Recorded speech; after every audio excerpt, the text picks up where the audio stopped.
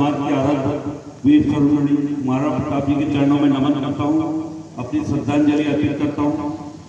इस कार्यक्रम में उपस्थित किन्नापुर जनपद अध्यक्ष, किन्नापुर जनपद के अध्यक्ष आदरणीय श्री कल्याण सिंह राणा जी, श्री रामप्रसाद पंडेले जी, हमारे जिला राजपूत छत्तीस सभा के जिला संगठन मंत्री, बालाघाट ऑनर्स एसोसिएशन के अध्यक्ष मुकेश सिंह चौहान जी, हमारे जिला कोषाध्यक्ष संजय सिंह चंदेल जी, राजू भैया कुंडली वाले, तमाम हमारे आदरणीय मंच, साथ ही हमारे भानपुर के श्री धनेन्द्र सिंह राजपूत जी, वाराणसी से आए हुए राणा जी, सचिन भैया रामपाली से आए हुए आशीष सिंह गौतम जी, अभिजीत, सभी हमारे आदरणीय राजपूत भाई, अजय सिंह राठौर जी जो गर्रा से आए बालाघाट से, और सभी आदरणीय मंच जिसका मैं नाम नहीं ले पा रहा, मैं सभी को नमन करता हूँ। आदरणीय माताएं बहनें, हमारे समाज के वरिष्ठगण, युवा साथी, आज से एक साल पहले हम लोग ने यहाँ पे प्रोग्राम किया था महाराणा प्रताप जी की मूर्ति का अनावरण, और उसके बाद लगातार हमारे द्वारा समाज के लोगों से यहाँ पे हम लोग टच में हैं, और हमारा प्रयास मूर्ति बनाने का नहीं था। आज के समय में यदि आप जिंदे हो तो जिंदा दिखना चाहिए। हम बोलते थे कि भानपुर में राजपूत समाज है, लेकिन कहाँ है, घर कोई आके देखता नहीं है। आज एक उपलब्धि लगती है कि इतने बड़े महाराणा प्रताप जी जो पूरे देश के लिए लड़े थे, उनकी एक छोटे से गांव में भी एक चौक पे मूर्ति है। ये साबित करती है कि भानपुर में राजपूत समाज है, डोंगरमाली में राजपूत समाज है। जैसा कि हमने पहले भी बोला है, हम लोग का पूरा प्रयास था कि यदि बालाघाट जिले का जो भी राजपूत भाई है वो एक दूसरे से लगातार संपर्क में रहे, लगातार संपर्क बनने से उनके आपस में संबंध बनेंगे। और जैसा आदरणीय कल्याण भैया ने बोला कि हमारे आंकड़े आना चाहिए, मैं यहाँ से एक महीने पहले सभी ब्लॉक में पूरे जिले में पारिवारिक प्रपत्र हमारे द्वारा पहुंचाया जा चुका है, जिसमें समाज की संपूर्ण जानकारी अपने घरेलू आपको भेजना है, जिसमें युवक युवतियां हैं, जॉब में हैं कि बेरोजगार हैं, परिवार में कितने सदस्य हैं, हम इसका पूरा जिले का एक पत्रिका निकाल रहे हैं। उससे समाज के हर आदमी का उस पत्रिका में नाम, मोबाइल नंबर आ जाएगा। किसी को किसी से बात करना है तो उसका पता, उसकी संपूर्ण जानकारी उस प्रपत्र में रहेगी। साथ ही हमने बोले थे कि हम क्रमशः 10 साल से धीरे धीरे अपने समाज को बढ़ा रहे हैं। एक हमारे समाज का एक बहुत बड़ा काम था कि हमारे समाज का कोई भवन नहीं था। इसके लिए हम लगातार हर समाज की मीटिंग में लगे रहते थे, और हमारा ये प्रयास था कि किसी तरह से बालाघाट में हमारे समाज का भवन बन जाए। लेकिन आप लोग को भी पता है कि जिस टाइप से बालाघाट में जमीन के रेट हो गए थे, हमारे लिए जमीन खरीद के समाज का भवन बनाना बहुत मुश्किल था, क्योंकि आजकल सरकार से भी भवनों के लिए जमीन नहीं मिलती है। तो हम लोग पिछले काफी साल से परेशान थे, लेकिन इन विधानसभा चुनाव के पहले हम लोग ने इस मुद्दे को संज्ञान में लेते हुए हमारे जिले के पूर्व कैबिनेट मंत्री आदरणीय गौरीशंकर बिसेन जी से पूरे समाज के लोगों के द्वारा विनती करें कि भाई हमारे समाज के लिए आप कोई भूखंड दिलाइए, क्योंकि पिछले 7-8 साल से लगातार हमारे समाज के द्वारा जुलूस के माध्यम से अपनी शक्ति का प्रदर्शन बालाघाट में किया जा रहा था। उसी एकता का प्रतिफल था कि आदरणीय गौरीशंकर बिसेन जी ने हमको 5400 स्क्वायर फीट हमारे राजपूत समाज के भवन के लिए भूमि दान में दी। आप लोग को लगता है कि ये कार्यक्रम करने का क्या उद्देश्य है? हम तो है राजपूत है, बताना तो है। जब तक आप लोग एक साथ नहीं दिखोगे, आपको कोई बजट में नहीं लेगा। मुझे याद है पिछले बार जब कानपुर में हम लोग ने रैली निकाला था तो उसकी चर्चा डोंगरमाली के बस स्टैंड में भी होती थी, यार इतने ठाकुर कहाँ से आ गए। तो आप लोगों को एकता दिखाना पड़ेगा। 9 जून का हमारे यहाँ कार्यक्रम है। हमारा उद्देश्य ये है कि पूरे जिले में हम कोई दूसरों को नहीं बुला रहे, अपने समाज के लोगों को ही बुला रहे हैं। आज भी आप लोग आए तो मुझे लगता है कि 20% भी उपस्थिति नहीं है, जितने आप लोग एक्चुअल पे यहाँ पे हो। आगे लोग घर में बैठ के सोच रहे हैं कि कल व्हाट्सएप पे देख लेंगे क्या कार्यक्रम हुआ है।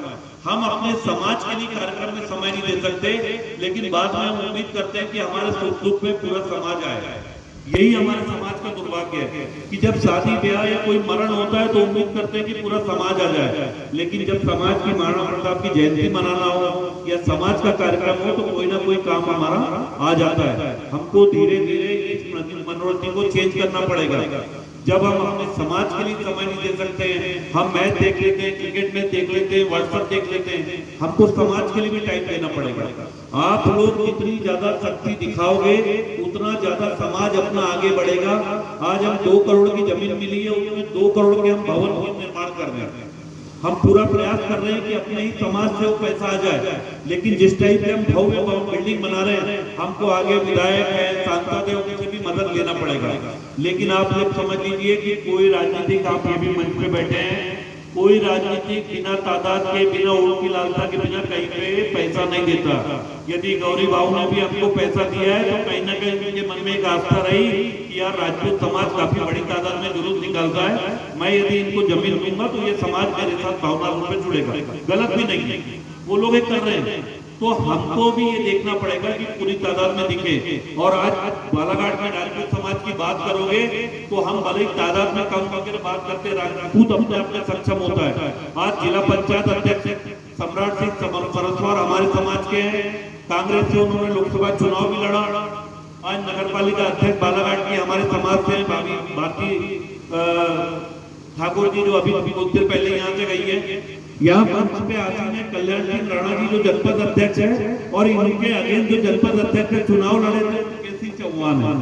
मतलब ये आप समाज की ताकत देखिए कि निर्वाचित जनपद सदस्यों में जब चुनाव हुआ तो दोनों राजपूत ही लड़े।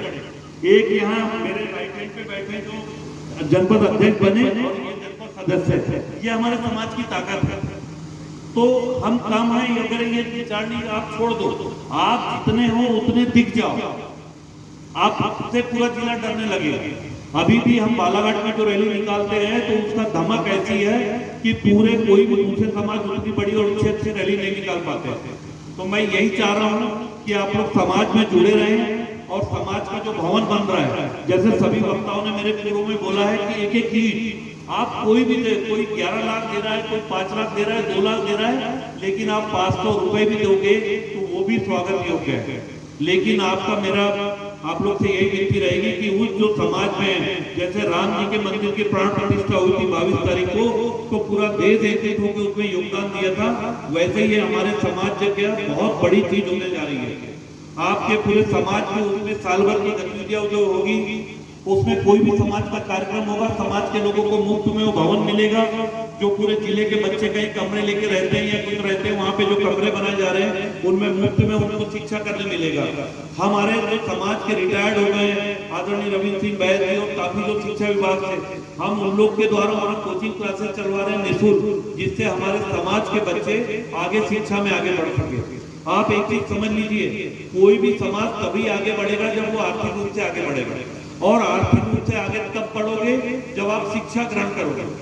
शिक्षा से जरूरी नहीं कि आपको सरकारी नौकरी मिले, शिक्षा से प्राइवेट भी नौकरी मिलती है और नहीं भी मिलती है तो एक पढ़ा लिखा आदमी जब धंधा करेगा, बिजनेस करेगा, तो वो एक अलग तरह से बात करेगा। कहने का मतलब यह है कि पहला हमारा जो सीढ़ी है वो शिक्षा है। पहले हम अपने आप के बच्चों को सक्षम बनाए, शिक्षित बनाए। जब शिक्षित बनेंगे तो सब गलत आदतें छूट जाएगी। उसके मन में एक इच्छा आएगी, जब वो देश दुनिया को पढ़ेगा तो उसके मन में भी इच्छा होगी कि वो आगे बढ़ेगा। दूसरी जो चीज है महिला वर्ग, हम लगातार कोशिश की है पिछले 7-8 साल में कि जो महिलाएं हमारे घरों में रखी रहती थी, कार्यक्रम में नहीं आती थी, आज खुलापन आ गया है। आज मंच से हमारे महिलाएं नगर पालिका अध्यक्ष बन रही है, जनपद अध्यक्ष बन रही है, तमाम इसमें जा रही है। कोई भी समाज जब तक तरक्की नहीं कर सकता जब तक महिलाओं को आगे नहीं करेगा। मैं सभी से यही विनती करता हूँ कि लड़कियों को ज्यादा पढ़ाएं, उनको आगे बढ़ाएं, कॉम्पिटिशन एग्जाम में भाग लेने दें। और जो भी समाज के प्रोग्राम होते हैं, आप जैसे यहाँ पे जेंट्स का संगठन बनाए, आप महिलाओं का भी संगठन बनाए। जितने तादाद में पुरुष आ रहे हैं उतने तादाद में महिलाएं आ रही हैं। जब वो एक दूसरे से जुड़ेंगी तो उनके बीच में भी जो पॉजिटिव चीज होगी, उससे जो हमारी नई पीढ़ी है उसमें एक अच्छा संदेश जाएगा। और साथ ही हमारा जो युवा वर्ग है, मैं चाहता हूँ कि पूरे मन से आप लोग तलवार भी चलाइए, बाइक भी चलाइए, लेकिन कहीं से जुड़िए। हमको केवल जुड़ना है। मैंने इसलिए अलग अलग विंग बनाया हूँ, महिला विंग जिले की अलग है, ब्लॉक की अलग है, युवाओं की विंग है, वरिष्ठों की विंग है। उद्देश्य यही है कि हम समाज की मीटिंग में बोर ना हो जाए कि यार भाषण कर रहे हैं बड़ों के में। जो भी पॉजिटिव चीज आप लोग कर सकते हो, रचनात्मक चीजें करिए। आप लोग आज एक चीज समझ लीजिए कि महाराणा प्रताप जी की जयंती मना रहे हैं। हम पूरा गर्व होता है कि उन्होंने देश के लिए इतना किया। हम क्या कर रहे हैं? हम समाज के लिए भी कुछ नहीं कर पा रहे हैं। आज हम ये सोच रहे हैं कि मीटिंग में भी पड़ोसी आ जाएगा, उससे पूछ लेंगे कि क्या हुआ था। हमारे पास जाने का भी समय नहीं है। बातें हम बड़ी बड़ी कर रहे हैं, महाराणा प्रताप जी ने ये किया, पृथ्वीराज चौहान जी ने ये किया, खुद के करने की बात आएगी तो खड़े भी नहीं हो पा रहे। तो आपने कभी भी जीवन में क्या किया है? 2 टाइम का खाना वगैरह जानवर की जंगल में रह के खा के जिंदा हो जाते हैं। और आजकल तो सरकारें ऐसी होगी कि कोई भूखा नहीं मर सकता। पेट भरना, यदि हम केवल 2 टाइम के खाने के लिए ही जीवन लिए हैं तो मैं समझता हूँ इससे बुरी बात कुछ भी नहीं होगी। हर आदमी को ये सोचना चाहिए कि उसने अपने जीवन में अच्छा क्या किया। तमाम लोग बोलते हैं हम समाज के लिए टाइम दे रहे हैं, समाज से वगैरह हमको कुछ नहीं मिलने वाला है। लेकिन हमको सदा ये गर्व रहेगा कि जो हमारे 100 साल का समाज का भवन नहीं बन पाया, वो इस पीढ़ी में हम लोग ने आपके सबके सहयोग से एक बालाघाट जिले में अपना भव्य भवन बनाया। हमने सामाजिक कुरीतियों को दूर करने में क्या काम किया। हम योग युवती सम्मेलन वाली बात हो रही है। आप कोरोना में देखे होंगे, कहीं कोई शादी में नहीं जाता था, 10 लोगों में शादियां हो जाती थी। वो भी तो शादियां हुई है। मैं बिल्कुल नहीं चाहता कि कोई कर्जा करके शादियां करे और उसको ये समाज में दिखावा करे। हमको ये सब झिझक हटाना है लोगों को। आज जो भी जैन समाज, अग्रवाल समाज, सिंधी समाज, जो उन्नत समाज है, वो सब सामूहिक विवाह कर रहे हैं। आप बच्चे की पढ़ाई लिखाई में खर्चा कर दो, जो उसकी शादी में खाना खिलाने में। किसी को खाने की जरूरत नहीं है। आप 5,000 आदमी को खाना खिला रहे हो, वो पैसा आप यदि पहले से उसकी क्लास में खर्च कर दोगे तो जब वो बच्चा आगे बढ़ेगा तो वो अपने पैरों पे खड़ा रहेगा। इसलिए हमको सामूहिक विवाह को बिल्कुल आगे बढ़ाना है। हमने बिल्कुल प्रण किए हैं कि 9 जून को हम भूमि पूजन कर रहे हैं और अगली जो महाराणा प्रताप जयंती होगी वो अपने भवन में हम करेंगे। और उसके बाद पूरे जो भी अच्छी चीजें हो सकती, 365 दिन उसमें अच्छी कार्यवाही होगी, अच्छे सब कार्यक्रम होंगे। और जो भी आप लोग के जो भी सुझाव आएंगे, क्योंकि अभी समय भी काफी हो गया है, आप लोग काफी देर से भी आए हैं। मेरा पुनः आप लोग से सबसे निवेदन है, 9 जून के पहले हमारा हर ब्लॉक में कार्यक्रम का उद्देश्य यह है कि आप ज्यादा से ज्यादा लोग आ जाइए। आप गर्मी उर्मी का भी कोई बहाना नहीं है। आप देखेंगे आपने कि दिन भर मौसम ठंडा था, 9 तो 5 खत्म हो चुका है। 9 जून तक और मौसम ठंडा हो जाएगा। केवल आपको 2 से 7 5 घंटे का समय अपने समाज के लिए देना है। और यदि आप नहीं देंगे तो आप दूसरों की नजरों में नहीं, खुद की नजरों में हम गिर जाएंगे कि हम अपने समाज के लिए 5 घंटे भी नहीं निकाल पा रहे। आज पूरे मध्य प्रदेश में हम लोग ने, समाज के लोगों ने जो शक्ति दिखाई उससे मजबूर होकर पिछले साल शिवराज सिंह चौहान जो मुख्यमंत्री थे, उन्होंने महाराणा प्रताप जयंती में सार्वजनिक अवकाश घोषित कर दिया है। आज 9 जून को भी अवकाश है, लेकिन वो इतवार आ गया करके उनकी छुट्टी नहीं है। तो कुल मिला के हम जब नीचे लेवल से एकजुट होना चालू होंगे और ऊपर तक हमारा संगठन आगे बढ़ेगा तो कोई आपको बांटे नहीं जाएगा, आपके साथ कभी बुरा नहीं होगा। कई लोग बोलते हैं कि समाज में क्या मिलेगा। आप एक चीज समझ लो, आपके पास उदाहरण है, जब पद्मावती पिक्चर बनी है, किसी ने कोई भी राजपूत समाज के अगेंस्ट कोई भी बयान दिया तो झक मार के उनके पार्टी के नेता हो या दूसरों को माफी मांगना पड़ा। ये केवल राजपूत समाज की एकता का प्रतिफल था। मैं बहुत ज्यादा बड़े बड़े उद्देश्य लेके नहीं चलना चाहता। मैं यही चाहता हूँ कि आप लोग एक रहो, अपने गांव में, अपने तहसील में, अपने ब्लॉक में, ब्लॉक से जिला बनेगा, जिले से प्रदेश बनेगा, प्रदेश से राष्ट्र बनता है। तो आप लोग 9 जून के प्रोग्राम में पूरे परिवार का जरूर उपयुक्त होइए। हमारे लिए हमारे जो जिले के संगठन मंत्री है वो बस ऑनर एसोसिएशन के अध्यक्ष भी है। उनके द्वारा हर गांव में, हर ब्लॉक में बस भी उपलब्ध कराई जा रही है। हम लोग गाड़ियां भी उपलब्ध करा रहे हैं। वहाँ पे 2 बजे से प्रोग्राम है। जो समाज के प्रतिभाशाली बच्चे जिन्होंने 10वीं और 12वीं में अच्छे अंक लिए, हम उनको सम्मानित भी करेंगे।